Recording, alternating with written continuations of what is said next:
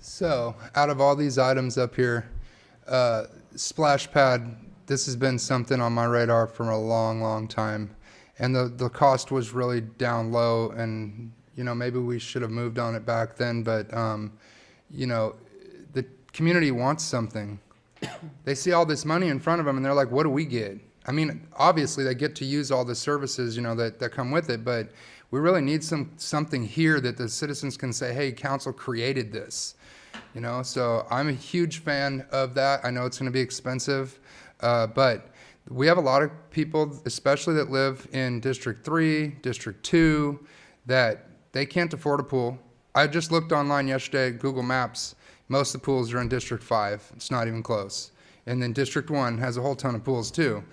District 3 has a few, but for the most part, few and far between in areas where people that aren't going to be able to afford to get the same opportunity. In the Park and Rec, I don't understand what the dealio is with no pool ever. It seems like every year they do this thing, we're going to have a pool, and then nope, sorry. And so that's disconcerting. They figure out how to do it in Huron, but they don't figure out how to do it in Coalinga. Right, and so they break it down on lifeguards, and that's what they say, but I mean, I look at the scenario like, hey, people apply to be lifeguards, and they're told all of a sudden, hey, we don't have enough. I don't know what it is, but it's a problem. And so I'm just saying, like, this could be a nice little solution. And then the other thing, I had a question, what is the portable message signs for? What do those do? So they do a number of things. They're on trailers, and they're the electronic message board signs that we had out. They're like Caltrans signs that we had out on the entrances of town last time about COVID. We also can put messages about road closures, so we can do a lot of things with them, but every time that we use them now, we have to rent them, and they're very expensive.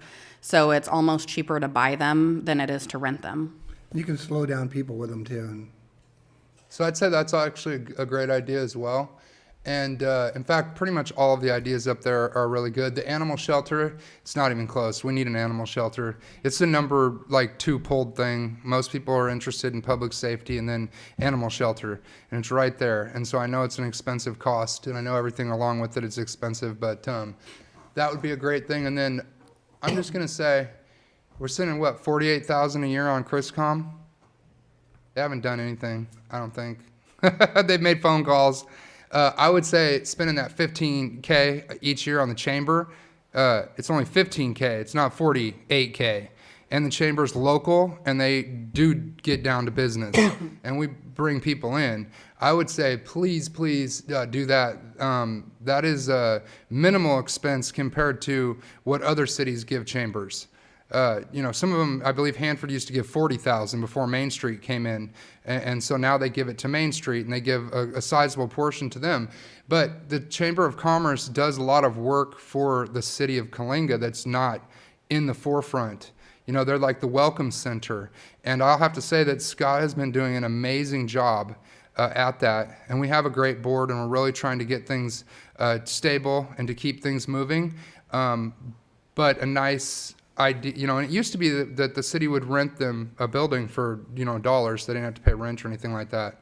And then believe they gave them a little bit of a stipend as well. But I think that would also be a great idea. And then the dog park. In fact, you know what? To be honest with you, I know you guys don't. I just been saying, hey, you know what? We don't want to go broke, but all that stuff up there is well needed for the community. So just my spiel.